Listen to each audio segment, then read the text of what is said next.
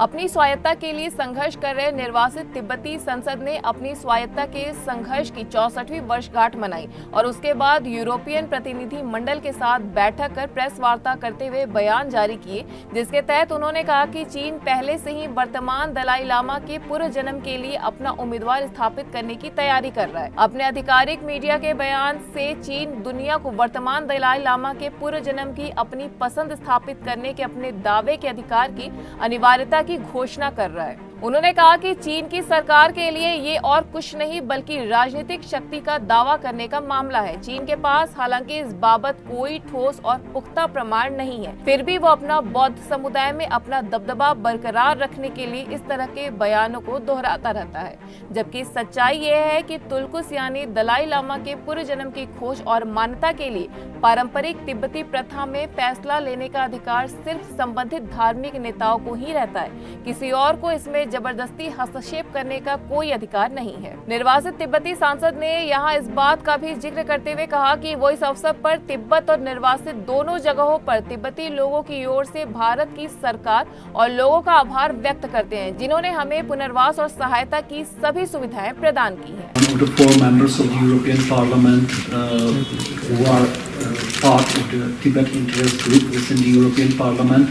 We actually are members of different political forces. Effectively, all the democratic pro-European forces are somehow represented among us, namely the European People's Party, the Social Democrats, the Renew Europe, and the Greens. Over the last 2 or 3 days, we have been visiting Central Tibet administration as well as other Tibetan institutions to meet with the government in exile, the parliament in exile, and His Holiness the Dalai Lama. Overall, we have witnessed a very good cooperation of the Central Tibet administration, and also very good care provided to all the Tibetans, all those living in India and also to the other countries. We have also witnessed very good signs of cooperation between Central Tibet administration and the host country, namely India. For us, the visit was very enlightening and showed us a lot of problems that are related to current situation of Tibet people,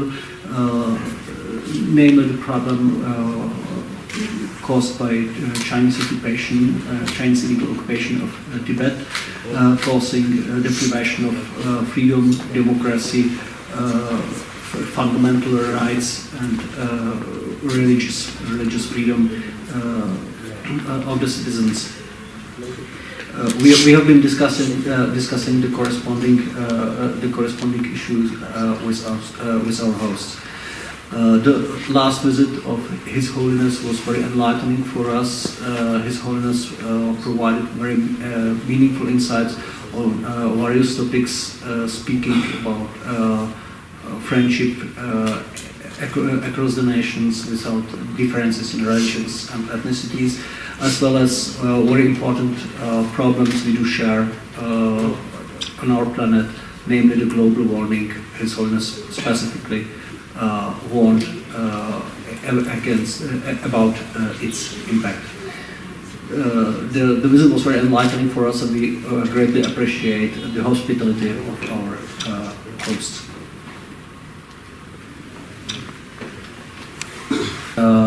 Intervention of High Representative Mr. Borrell, who is effectively an equivalent of Foreign Minister of the European Union, on the topic of DNA sampling of Tibetans living under Chinese occupation. But of course, there is certainly huge space for further steps. In the mid-term perspective, what I would consider to be important is that the European Union appoints own representative for Tibet to actually give an opportunity for Tibetans to have like contact person within the European Union. And also, what is certainly very much needed is clear position of the European Union on Chinese interfering in the religious matters, especially all the attempts to to disrupt process of reincarnation of possible future reincarnation, for example, of His Holiness or other similar cases. As everybody, all the democratic countries in this world shall recognize that the process of reincarnation of His Holiness is a religious matter, and under secular terms there can be no interference coming from any governments, which means it shall be solely under the distinction of Central Tibet administration. I cannot really speak on Chinese interference within India, but from our experience across Europe and other countries, African and so on, we have to state that the Chinese state intentionally expands its influence by very illegitimate methods, hybrid methods, by means of spreading disinformation, by means of industrial espionage, by means of controlling of particular sectors of industry, or influencing the media, which we consider to be very dangerous, and for future we certainly shall take measures within the European Union to prevent such influences on our economy and society. So my only recommendation to India would be to follow the example and prevent such malicious interferences in your society. Message would you like to give to the Beijing by attending today's uprising?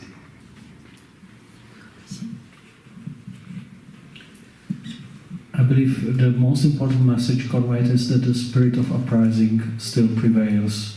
Tibetans are not broken, Tibetans continue in their struggle and will continue because it's the very struggle of preserving own identity, culture and heritage. And this cannot be destroyed, this cannot be dismissed, and the leaders in Beijing shall always keep it in mind. The question on the European Union members of Parliament. European Union works democratically, and this decision is within the powers of the executive, namely of the High Representative Mr. Joseph Borrell. So definitely it is our aim as the parliamentarians to have talks with him and to convince him to deliver on this request of ours. Chinese constitution originally allowed the president of China to be elected only for 2 consecutive terms. This is clear change we see as a sign of very progressive dictatorship, in the sense that no leader shall rule until the death. This is very, very worrying, and very worrying sign for democracy in China.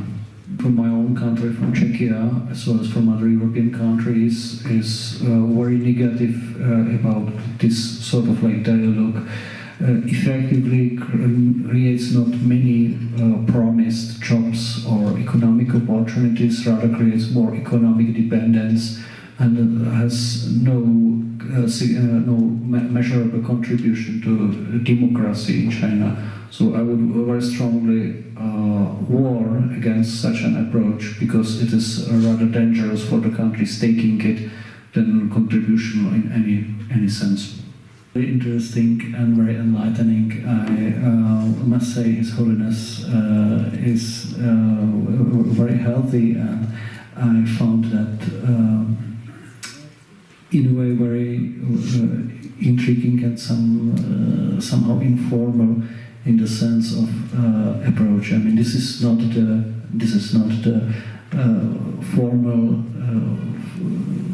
formal meeting you are used to with religious leader. It's a meeting with real person, with emotions, with love, and with friendship, and that was something we will never forget. First of all, let me begin by saying again that it is a pleasure and an honor to be here in Dharamsala in front of all of you. I'm Arūnas Valinskas, I'm a member of Parliament of Lithuania, and I'm a member of the Parliamentary Relations with Tibet group. as well.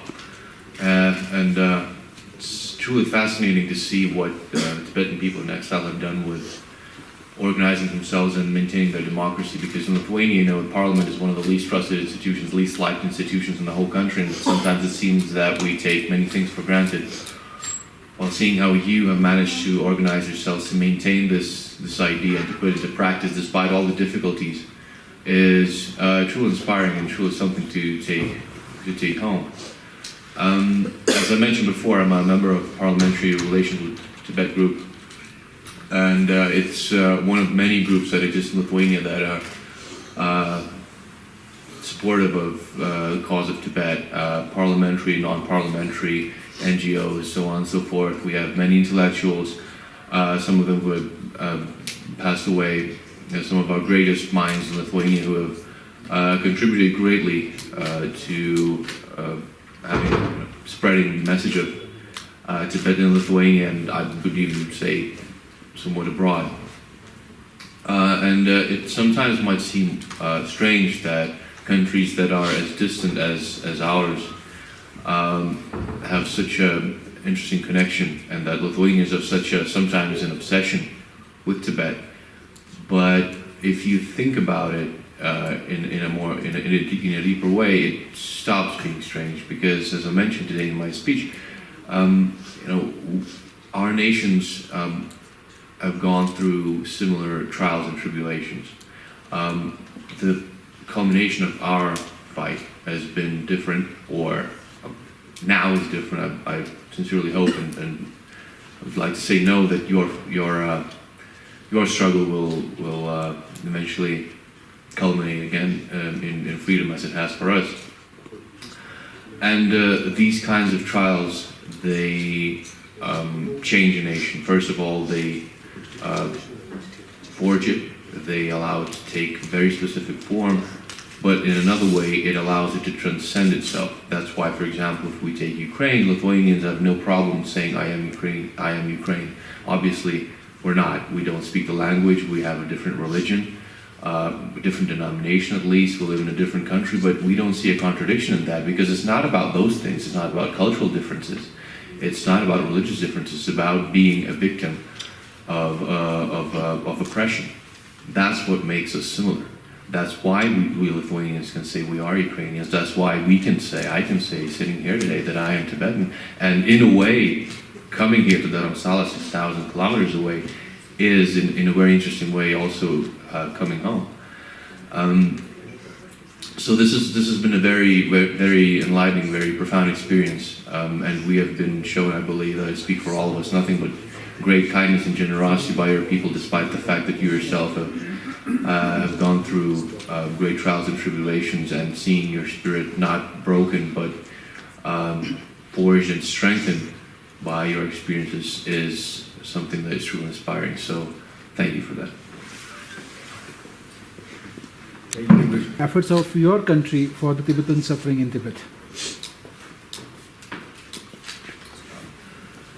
Well, there are obviously certain limitations that we can do internationally. I mean, we'd all agree on that. But whenever there comes an issue with China, for example, well, the most recent example that comes to my mind that I could give is whenever there's a resolution regarding anything that's considered to be sort of an internally Chinese matter, for example, Uyghurs, right, or Hong Kong, Tibet is a topic that always comes up, and there are people in Parliament who always represent the line that, okay, this is a resolution on China and a specific problem, but we must, keep in mind the wider context, and we also always try to include Tibet and its cause as well, because it's part of a bigger picture.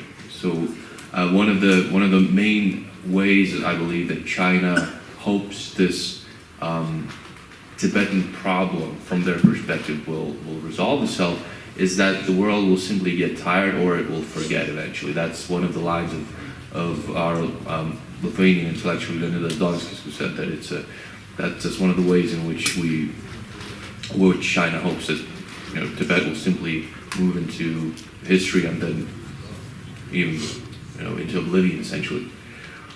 And that's one of the main issues that we must remember, that we must maintain this line, to know Tibet's still there, the struggle is still going on, it's still important. We must keep mentioning it, we must keep reminding ourselves, others, and the world, that the struggle is still going on and that we must be vigilant and supportive of it. So that would probably be my answer. News Desk, N1 Live.